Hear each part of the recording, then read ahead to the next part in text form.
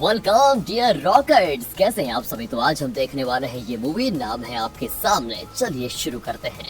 तो कहानी की शुरुआत 1992 के दोराही नाम की एक जगह से होती है, जहाँ स्टेला नाम की बच्ची अपने डैड टॉम से पूछती है कि डैडी ये सूरज रात में कहाँ चला जाता है। तो टॉम उसे समझाता है कि बेटा सूरज कहीं नहीं जाता, हमारी जो प्लेनेट है ना अर्थ, वो अपने अक्ष पे घूमती रहती है, वो भी सूरज के ऑर्बिट पे। यानी कि हमेशा अर्थ के एक साइड पे सनलाइट पड़ती है और दूसरी साइड पे वो रोशनी नहीं पहुंच पाती, तो वहाँ पर रात हो जाती है और जहाँ तक सूरज की रोशनी पड़ती है वहाँ दिन रहती है। इस पर स्टेला कहती है कि पर मेरे टीचर तो कहते हैं कि गॉड की वॉमिट करने से ये सारा संसार बना है, पर मुझे उनकी बातों पे यकीन नहीं है पापा। टॉम बताता है कि मदर नेचर ही तो क्रिएटर है, उन्होंने ही सब कुछ क्रिएट किया है। ये जो भी सुपरनेचुरल स्टोरी सुनाई जाती है ना, वो हमें डराने के लिए सुनाई जाती है बेटा, क्योंकि या तो उन्हें खुद सच्चाई नहीं पता होती या फिर वो हमें सच्चाई बताना नहीं चाहते। इस पर स्टेला कहती है कि अगर मदर नेचर ने हमें क्रिएट किया है तो वो हमारे जैसे और भी प्लेनेट और जीव जंतु क्रिएट कर सकती है ना। तो टॉम जवाब देता है कि बिल्कुल बेटा।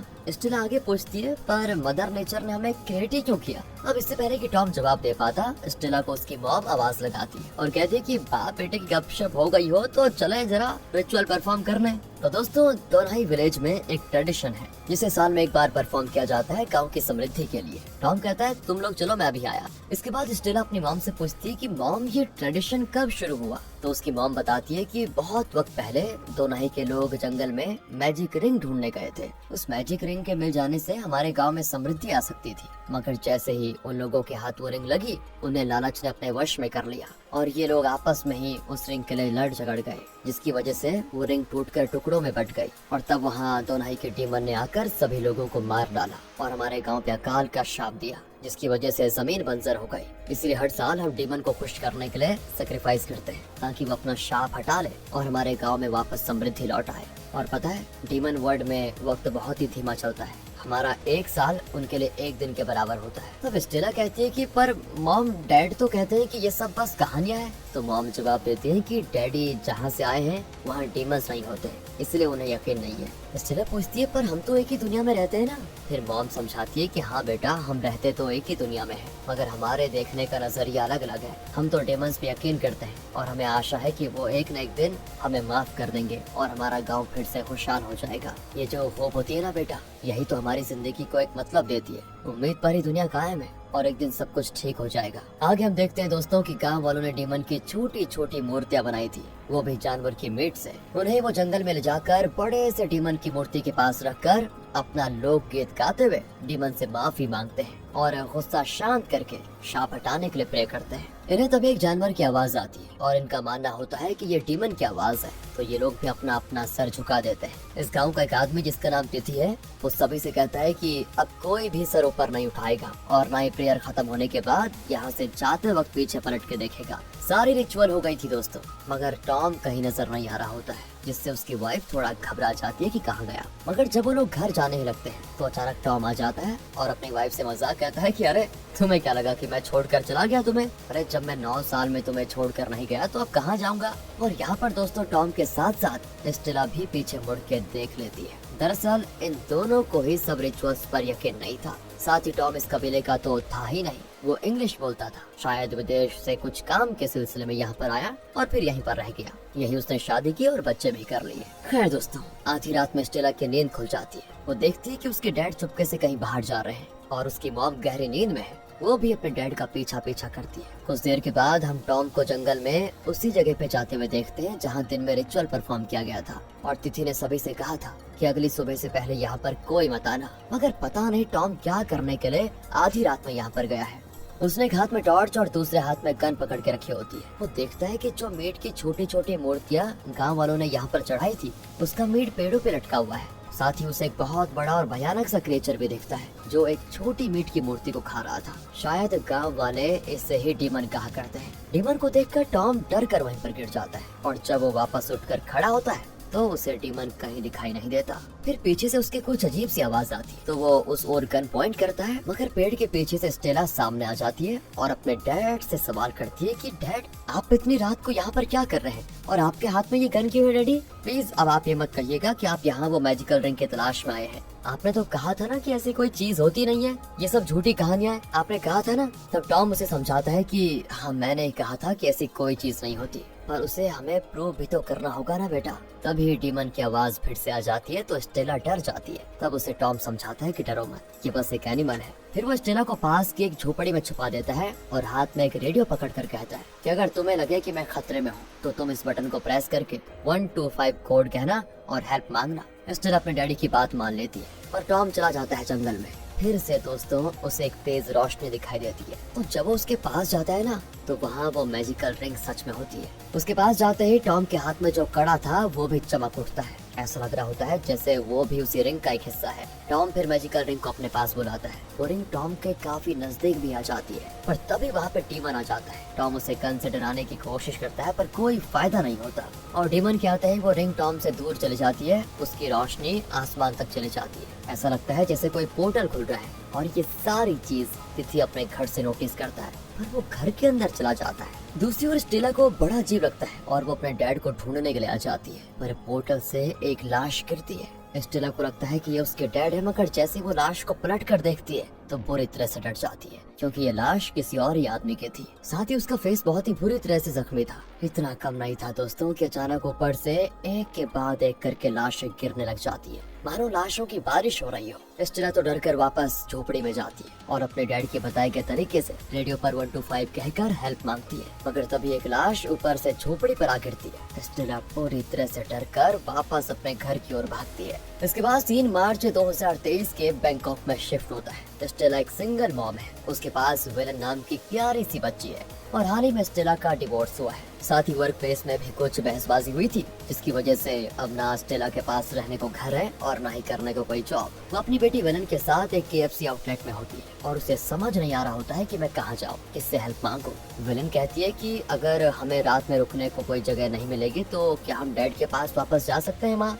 मगर स्टेला अपने एक्स हस्बैंड से कोई हेल्प नहीं लेना चाहती। तभी उसे उसके गांव से तिथि का कॉल आता है, जो बताता है कि तुम्हारी मॉम की तबीयत काफी खराब हो गई है, हमें लगता है कि तुम्हें गांव में एक बार आकर उनसे मिल लेना चाहिए। इसलिए स्टेला विलन के साथ गांव के लिए निकल जाती है और इसमें उसे ना चाहते हुए भी अपने एक्स हस्बैंड की हेल्प लेनी पड़ती है। वही अपने कार से ड्राइव करके स्टेला और विलन को दोनों ही लेकर जाता है। जहाँ स्टेला उससे बात करना अवॉइड कर रही होती है, तो वो जैसे ही अपने गांव पहुंचती है तो उसे अपने बचपन की वो याद ताजा हो जाती है, वो वाली याद जिसकी पिछली रात उसके डैड गायब हो गए थे। तो अगली सुबह, मतलब पहले का दिखाते हैं, अगली सुबह उठकर स्टेला की मॉम और तिथि उसे समझाते हैं कि डैडी गांव छोड़कर भाग गए बेटा। स्टेला भी उन्हें कल रात जंगल में जो कुछ भी हुआ उसके बारे में बताती है, तो ये दोनों उससे कहते हैं कि अरे वो तुम्हारा बुरा सपना था बेटा, सच्चाई तो यह है कि टॉम अपने देश भाग चुका है और वो वापस नहीं आने वाला। स्टेला रोते हुए उन दोनों से कहती है कि नहीं, ये सच्चाई नहीं है, मगर कोई उसकी बात पे यकीन नहीं करता। और अब प्रेजेंट में जब स्टेला दोनोही के छोटे से हॉस्पिटल में अपनी मॉम से मिलने जाती है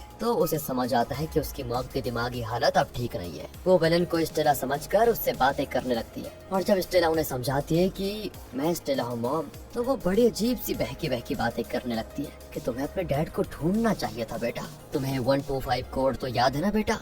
इतना सब कुछ सुनने के बाद स्टेला अपने घर जाती है तो वहाँ तिथि उसे कहता है कि अपना फैमिली लैंड हमें बेच दो, मैं उन जमीन पर खेती करना चाहता हूँ। अब स्टेला का एक्स हस्बैंड भी उसे ये जमीन बेचने की ही सलाह देता है, क्योंकि स्टेला इस गांव में रहना नहीं चाहती और तिथि मार्केट प्राइस से ज्यादा महंगे दाम पर उसकी जमीन खरीदने को तैयार था। फिर स्टेला भी इस बारे में सोचने के लिए थोड़ा टाइम मांगती है और वो तिथि के बेटे कॉन्ग को देखकर हैरान हो जाती है कि कॉन्ग तो अब तक नहीं बदला, दिखने में तो 12 साल का ही लड़का लगता है, मगर दोस्तों वो स्टेला से भी ज्यादा उम्रदराज है। अब सीन यहाँ से पास्ट में शिफ्ट होता है, जब गांव के कुछ बच्चे स्टेला को बुली कर रहे थे उसके व्हाइट स्किन की वजह से। वो काफी अजीब अजीब कमेंट्स पास कर रहे होते हैं कि तुम्हारी मॉम ने व्हाइट आदमी से शादी की तो तुम इतनी गोरी बेटी पैदा हो गई, क्यों ना तुम हमसे शादी कर लो तो हमारे बच्चे भी गोरे गोरे होंगे। तो फिर उन बच्चों को डांट भगाने के लिए कॉन्ग ही आया था दोस्तों उस समय। सच में यार वो अभी जैसा दिखता है वैसा ही फ्यूचर में भी दिख रहा है, पता नहीं कौन सा अमृत पिया इसने। खैर घर आकर छोटे स्टेला बार बार रेडियो में ब्रावो 125 कहती रहती है ताकि कोई तो हेल्प के लिए आ जाए,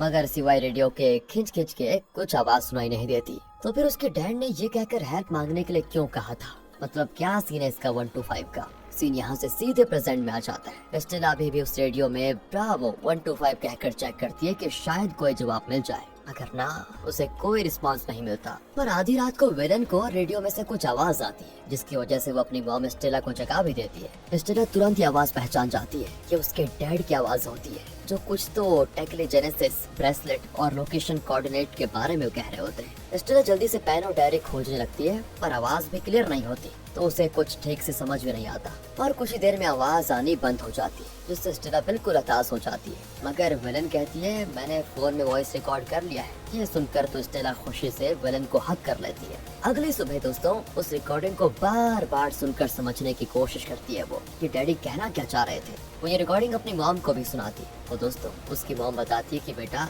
जब तुम बैंकॉक चली गई थी ना अपने कॉलेज की पढ़ाई करने के लिए, तब से तुम्हारे डैडी मुझसे कांटेक्ट किया करते थे, पर सिर्फ साल में एक बार, क्योंकि अर्थ का एक साल उनके स्पेस टाइम का 1 मिनट के बराबर है। तो स्टेला कहती है पर दोनों ही पारंपरिक कहानियों के अनुसार तो हमारा 1 साल उनके 1 दिन के बराबर था, यानी डैडी डीमन वर्ल्ड में नहीं बल्कि कहीं और चले गए हैं। तो मॉम कहती है कि हाँ, वो किसी दूसरे टाइमलाइन के स्पेसशिप में कैद हो गए। हमारी दुनिया में 30 साल गुजर गए, पर वहाँ पर अभी सिर्फ 30 मिनट से हुए हैं, और उन्होंने तुमसे कहा है कि पहले ब्रेसलेट हासिल करो, फिर मैजिक रिंग को भी अपने कब्जे में ले लो। उस मैजिक रिंग को फिर बेसमेंट में जाकर टेक्लेजेनेसिस को एक्टिवेट करने के लिए यूज करो। स्टेला पूछती है कि कौन से बेसमेंट में? तो उसकी मॉम बताती है कि रामासन मिलिट्री कैंप के बेसमेंट में। साथ ही उन्होंने जो कोऑर्डिनेट्स बताए हैं उसे यूज करो। इससे तुम अपने डैड को वापस लाकर गाँव वालों का मुंह बंद कर सकती हो बेटा, क्योंकि तुम्हारे डैड हमें छोड़कर नहीं भागे और मैं मरने से पहले एक बार उन्हें देखना चाहती हूँ। यहाँ स्टेला अपनी मॉम से वादा करती है कि मॉम, मैं डैडी को किसी भी हालत में वापस लेकर आऊंगी।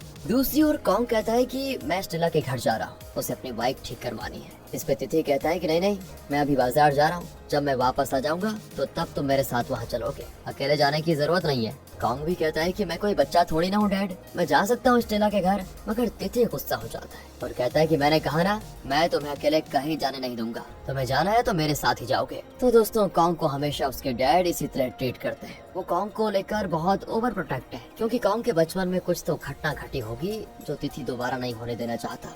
तिथि फिर कॉन्ग को समझा बुझा कर मार्केट चला जाता है और उसके जाने के बाद स्टेला अपने एक्स हस्बैंड के साथ कॉन्ग के पास आती है और उसे बहला फुसला देती है कि तुम अपने डैड का ब्रेसलेट कुछ देर के लिए हमें दे सकते हो क्या? काम हो जाने के बाद हम वापस कर देंगे। कॉन्ग कहता है कि देखो, उसे लेना आसान बात नहीं है, डैड उसे किसी को टच तक नहीं करने देते। तब स्टेला कहती है कि तुम्हारे डैड के पास जो ब्रेसलेट है ना, ठीक वैसा ही ब्रेसलेट मेरे डैड के पास भी था। वो दोनों के जंगलों में किसी खास चीज की तलाश में गए थे और फिर कभी वापस नहीं आए। देखो, तुम्हारे डैड हमेशा दोनोई के जंगल में आते जाते रहते हैं, मगर गांव वालों को वहां जाने से मना करते हैं। उस जंगल में कोई तो राज की बात है जो दफन है, जिसका पता हम उस ब्रेसलेट के जरिए ही लगा सकते हैं। तुम्हें कुछ अजीब नहीं लगता? इन 30 सालों में ना तो तुम और ना ही तुम्हारे डैड की उम्र जरा सी बढ़ी है। क्या तुम दोनों की एज उस ब्रेसलेट की वजह से रुकी हुई है? तुम्हारे डैड तुम्हें कैदी की तरह ट्रीट करते हैं, तो तुम इन सब के पीछे की सच्चाई को जानना नहीं चाहोगे? और इस तरह करके दोस्तों स्टेला की बातों में कॉन्ग आ जाता है और रात में जब उसके डैड सो रहे होते हैं तो वो उनके बेड के साइड में से वो ब्रेसलेट चुपके से उठाकर स्टेला के पास आ जाता है। साथ ही उसने अपने डैड की गन भी चुरा ली थी। अब अगले सीन में स्टेला, उसका एक्स हस्बैंड और कॉन्ग दोनों ही के जंगल में होते हैं। वहाँ थोड़ी दूर में गाड़ी में इन्होंने वेलन को रखा होता है। वेलन कॉल करके अपनी मॉम से कहती है कि मॉम, मुझे बहुत डर लग रहा है और लगता है गाड़ी के पास कोई है। तो स्टेला उससे कहती है कि चाहे कुछ भी हो जाए बेटा, तुम गाड़ी के अंदर ही छिपे रहना, जब तक मैं ना हूँ तब तक दरवाजा मत खोलना। और दोस्तों हम गाड़ी के नजदीक एक अनजान लड़की को देखते हैं। इधर ये लोग मैजिक रिंग तक पहुंच जाते हैं। स्टेला वो ब्रेसलेट पहनकर मैजिक रिंग की ओर हाथ करती है तो मैजिक रिंग एक मैजिक बॉल में बदलकर स्टेला के हाथों में आने लगती है। तभी वहाँ वो अनजान लड़की आ जाती है और वो अजीब जानवर की तरह आवाज निकाल रही होती है। उसकी बॉडी में भी कुछ तो लोचा हो जाता है दोस्तों। धीरे धीरे वो डीमन में बदल रही होती है। ये वही डीमन है जिस पर टॉम ने उस समय हमला किया था। तो जैसे ही वो मैजिक बॉल स्टेला के हाथ में आती है, तब तक वो लड़की पूरी तरह से डीमन में बदल जाती है और उस पे कॉन्ग गन से शूट कर देता है। तब उसे भी एक विजन आते हैं जिसमें वो एक स्कूल में है और कोई उस पे गोली चला रहा है। इसी के साथ दोस्तों कॉन्ग बेहोश होने लग जाता है। तब स्टेला और उसका एक्स हस्बैंड मिलकर उसे गाड़ी के पास लेकर आते हैं। वो वेलन से दरवाजा खोलने को कहते हैं। इनके पीछे डीमन भी पड़ा हुआ है ये जल्दी से कार में बैठकर वहाँ से निकल जाते हैं और जैसे ये निकलते हैं वैसे ही वहाँ पर तिथि आ जाता है। वो इन लोगों को भागते हुए भी देख लेता है और डीमन को दर्द की वजह से चीखते चिल्लाते भी देखता है, क्योंकि कॉन्ग ने डीमन को गोली मार दी थी। तिथि को समझ नहीं आता कि अब क्या करें। इधर ये लोग जल्दी से रामासन मिलिट्री कैंप पहुंच जाते हैं, जिसमें ताला बंद है। ये कैंप वैसे काफी वक्त से बंद पड़ा हुआ है, तो ये लोग ताला तोड़कर अंदर घुसते हैं और फिर जल्दी से उसके बेसमेंट में जाते हैं। वहाँ जाते ही मैजिकल बॉल में रोशनी हो जाती है। कॉन्ग दोस्तों फिर वहाँ का पावर ऑन करता है तो चारों ओर लाइट चल जाती है। वहाँ पर इनको एक ब्रीफ केस जैसा कुछ मिलता है, जिसे खोलने पे उसके अंदर एक मशीन होती है और उसमें कुछ खांचे बने हुए होते हैं। उसे स्टेला अच्छे से देखती है और रियलाइज करती है कि इस ब्रेसलेट को इस खांचे में फिट करना है, इसलिए वो तुरंत ही ब्रेसलेट को उसमें डाल देती है, जिससे वो डिवाइस ऑन हो जाता है और रेडियो फिर से टॉम से कनेक्ट हो जाता है। टॉम अपनी वाइफ को ढूंढ रहा है पर स्टेला बताती है कि डैड ये मैं हूँ, आपकी स्टेला। वो कहते हैं कि तुम्हारी आवाज तो काफी मैच्योर हो गई है, कौन सा साल चल रहा है वहाँ पर? तो वो इमोशनल होते हुए कहती है कि ये साल 2023 है डैड, 30 साल गुजर चुके हैं। उस रात क्या हुआ था डैड, बताइए, आप कहाँ चले गए थे? तो टॉम कहता है कि देखो बेटा, मैं जो कहने वाला हूँ मैं जानता हूँ कि उस पर यकीन करना थोड़ा मुश्किल है तुम्हारे लिए, पर मैं एक CIA एजेंट हूँ और मैं एक मिशन पर आया था जिसमें मुझे टकली जेनेसिस प्रोजेक्ट के डिवाइस को वापस लेकर जाना था। पर उस रात मुझसे गलती हो गई थी। मेरे पास जो ब्रेसलेट था ना, वो रियल ब्रेसलेट की कॉपी थी जिसने सही से काम नहीं किया और मैं एक दूसरे ही यूनिवर्स के खाली स्पेसशिप में फंस गया, जिसका फ्यूल भी अब खत्म होने वाला है, ऑक्सीजन की भी कमी हो रही है। तो क्या तुम ब्रावो 125 कहकर हेल्प मांग सकती हो? स्टेला बताती है कि मैंने उस रात भी हेल्प मांगा था डैड, और अभी भी, मगर कोई जवाब नहीं आ रहा। पर हाँ, मेरे पास अभी टेक्ली जेनेसिस मशीन है डैड, मैं आपको वापस लेकर आऊंगा कैसे भी करके, बताइए मुझे क्या करना है। तो टॉम कहता है कि बेटा ये इतना आसान नहीं होने वाला, तुम्हें जो मैजिकल रिंग मिला है उसमें 5 रिंग्स थे। पहला रिंग ग्रेविटी कंट्रोल रिंग है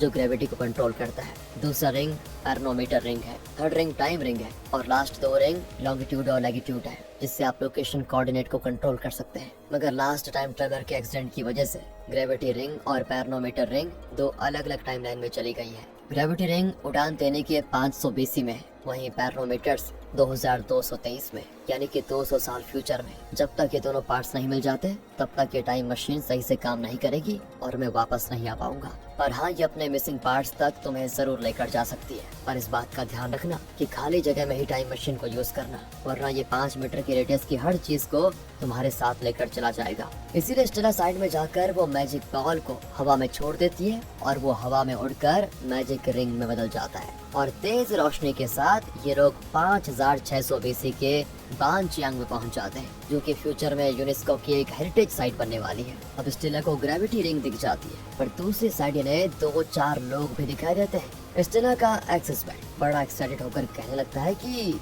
हेलो के मैन, मगर नहीं दोस्तों, वो तो ज़ॉम्बीज है। पर वक्त में इतने पीछे ज़ॉम्बीज कहाँ से आए? अब वो इन्हीं की ओर आ रहे होते हैं तो इन चारों को भागना पड़ता है। स्टेला के एक्सेस बैंड, जिसका नाम अब आपको बता देता हूँ, जैम है, उसे पास ही में एक छोटा सा कबीला दिखता है। पर जैसे ही वो उस एरिया में एंटर करने की सोचता है तो एक अनजान डोम से टकरा जाता है और अंदर जा ही नहीं पाता। मगर जब स्टेला भागते हुए अंदर जाती है तो वो चले जाती है और उसके साथ साथ फिर जैम, वेलन और कॉन्ग भी अंदर चले जाते हैं। कुछ देर के बाद जैसे वो ज़ॉम्बीज आते हैं तो वो भी इनविजिबल डोम से टकरा जाते हैं, उन्हें करंट्स के झटके लगते हैं। इस तरह स्टेला और उसके साथियों को बैनचियांग सिविलाइजेशन के लोग देवदूत समझकर खाने पीने की चीजें ऑफर करते हैं। पर इनसे दोस्तों स्टेला को थोड़ा डर भी लग रहा होता है। वो वेलन को अपने नजदीक रहने को कहती है, मगर वेलन तो कबीले की एक छोटी सी बच्ची मॉर्विन के साथ खेलने में बड़ी बिजी हो गई है। अब स्टेला यहाँ पर अपना थोड़ा दिमाग लगाती है कि ये कबीले के लोग शायद इस इनविजिबल डोम में कैद हो गए हैं, इसलिए इनके पास खाने पीने की चीजों की किल्लत हो गई है और ये हमसे हेल्प मांग रहे हैं। लेकिन इस इनविजिबल डोम की वजह से ही ये ज़ॉम्बीज से बचे हुए हैं, ये भी देखने वाली बात है। तो अगर हम ग्रेविटी रिंग को लेकर चले जाएंगे तो ये इनविजिबल डोम भी खत्म हो जाएगा, तो तब इनकी हिफाजत कौन करेगा? इस पे जैम कहता है कि ऐसे भी ये सिविलाइजेशन लुप्त होने वाली है, भूख प्यास से कुछ ही दिनों में मर जाएंगे, इसलिए बेहतर होगा कि हम इमोशनली इनसे कनेक्ट होने के बजाय अपना काम खत्म करके यहाँ से निकल लें, क्योंकि अभी तो हमें फ्यूचर में भी जाना है। इसीलिए वो अपने फोन में उन कबीले वालों की फोटो क्लिक करके उनको दिखाता है। इस तरह वो इन्हें डिस्ट्रैक्ट कर रहा होता है। वहीं दूसरी ओर कॉन्ग ने ब्रेसलेट और वो मैजिक बॉल ले लिया था। वो थोड़ी साइड में जाकर उसे एक्टिवेट करता है, जिससे मिसिंग ग्रेविटी रिंग आकर मैजिकल रिंग में जुड़ जाती है और इनविजिबल सेफ्टी डोम भी दोस्तों खत्म हो जाता है, जिससे ज़ॉम्बीज भी अंदर आकर हमला कर देते हैं। तब आखिरकार कबीले वालों को उनसे फाइट करनी पड़ती है। वहीं कॉन्ग जल्दी से अपने साथियों को नजदीक आने को कह देता है, क्योंकि वो जल्दी टेलीपोर्ट होकर 2023 में चले जाएंगे, इसीलिए ये लोग भी जल्दी आ जाते हैं। और यहाँ पर एक दिक्कत हो जाती है। ज़ॉम्बी अटैक के भाग दौड़ में स्टेला अपनी बेटी की जगह उस कबीले की एक औरत की बेटी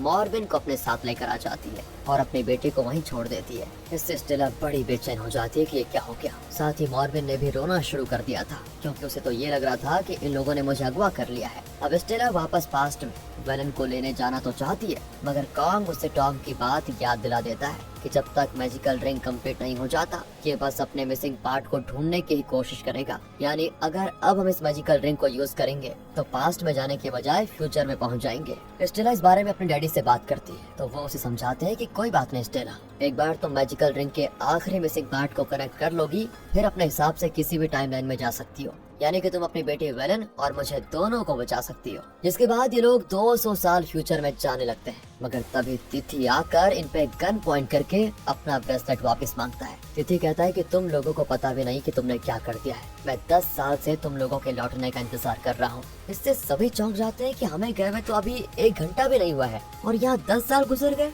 तब तिथि कहता है कि यकीन नहीं तो बाहर चलकर देख लो। और बाहर का नजारा दोस्तों बहुत ही अजीब होता है। टूटे फूटे बिल्डिंग्स होते हैं, जायंट ह्यूमन स्केलेटन्स होते हैं। साथ ही तिथि बता रहा होता है कि तुम लोगों की वजह से सारे टाइम लाइन्स में उथल पुथल मच गई है। तुम्हारे जाने के बाद दोराही के डीमन ने सारे गांव वालों को जान से मार दिया, यहाँ तक कि स्टेला की मॉम को भी। तिथि अब सब कुछ ठीक करने के लिए ब्रेसलेट और मैजिकल रिंग्स वापस मांगता है, मगर स्टेला देने से मना कर देती है क्योंकि उसे अभी अपनी बेटी और डैडी को जो बचाना है। वो कहती है कि बस एक बार मैं उन्हें बचा लूं, फिर मैं सारा कुछ टाइम की मदद से ठीक कर दूंगी। पर तिथि नहीं मान रहा होता है और वो अभी ही ब्रेसलेट वापस मांग रहा होता है, वरना वो मॉर्बिन को शूट करने की धमकी देता है। फिर सही वक्त देखकर कॉन्ग अपने डैड से उलझ जाता है और स्टेला को अपना मिशन कंप्लीट करने को कहता है। स्टेला, जैम और मॉर्बिन तो फ्यूचर में चले जाते हैं और इधर गन की छीना झपटी में गलती से गोली चल जाती है जो कि तिथि को लग जाती है। कॉन्ग अब अपने डैड को हॉस्पिटल ले जाना चाहता है तो तब तिथि बताता है कि अब यहाँ पर कोई नहीं बचा,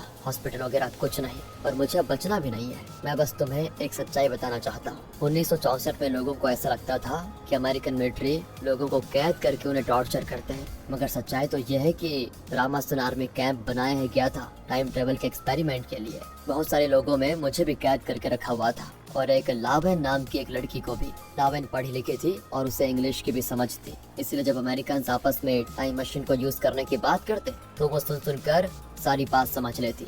जब बारी आई टाइम ट्रेवल में मुझे और लावेन को भेजने की तो हमने पहले से ही प्लानिंग करके रखी हुई थी टाइम मशीन के साथ इस इविल कैंप से भागने की। मुझे जब दूसरे टाइमलाइन में वो लोग भेजने लगे तो मैंने हार्ट अटैक का बहाना बनाया, जिससे अमेरिकन घबरा गए और वो देखने लगे कि मुझे क्या हो गया था। इसी वक्त में लावेन ने उनके ब्रेसलेट को चुरा लिया और मैजिकल रिंग से टाइम ट्रेवल किया और आखिर वक्त में मैं भी भागकर 5 मीटर के रेडियस में आ गया, जिससे लावेन के साथ साथ मैं भी किसी ठंडी जगह में पहुंच गया। मगर मुझे पकड़ने के लिए कुछ सोल्जर्स भी साथ में चले आए। इससे लावेन ने दोबारा टाइम ट्रेवल करने की कोशिश की, मगर सोल्जर्स ने उसको एक केमिकल वाली गोली से शूट कर दिया, जिससे उसका खून बहने लगा। मैंने तब तक सोल्जर्स के गन छीन लिए और उन्हीं को शूट करना चालू कर दिया था। मैंने तो एक सोल्जर को गन पॉइंट पे लेकर लावेन के साथ टाइम ट्रेवल किया और हम 5000 साल पहले पहुंच गए। लावेन ने एक बार और टाइम ट्रेवल किया। बार बार सही से टाइम मशीन को ना यूज करने की वजह से कुछ तो गड़बड़ी हुई और मैजिकल रिंग के 2 रिंग अलग अलग टाइमलाइन में चली गई और हम अलग ही टाइमलाइन में चले गए। उसके बाद आखिरकार हम अमेरिकन से तो बच गए क्योंकि हम 1969 के दोनाही में पहुंच गए थे। किसी तरह टाइम मशीन ने लावेन की जान बचा ली थी, मगर उसके बॉडी में कुछ केमिकल रिएक्शंस हुए जिससे वो एक खतरनाक डीमन में बदल गई। तब तक वियतनाम युद्ध भी खत्म हो चुका था और अमेरिकन अपने देश लौट चुके थे, मगर लावेन की बॉडी चेंज होती रहती थी, तो कभी इंसान बन जाती तो कभी डीमन। टाइम ट्रेवल का पोर्टल अभी तक बंद नहीं हुआ था और स्टूडेंट मासाकेर की सारी लाशें उसी पोर्टल से डिस्पोज की जा रही थी, जो कि जाकर दोनाही में जा गिर रही थी। और दोस्तों, सारे स्टूडेंट्स की लाशों में से एक लाश कॉन्ग की भी थी। कॉन्ग को गोली तो लगी थी, मगर उसकी सांसें अभी भी चल रही थी। तब तिथि ने उसे बचा लिया और उसके साथ जो कुछ भी हुआ वो उसे एक बुरा सपना कहकर कॉन्ग को भूलने पे मजबूर कर दिया उसने। तो अब समझ आ गया ना दोस्तों आपको सब कुछ।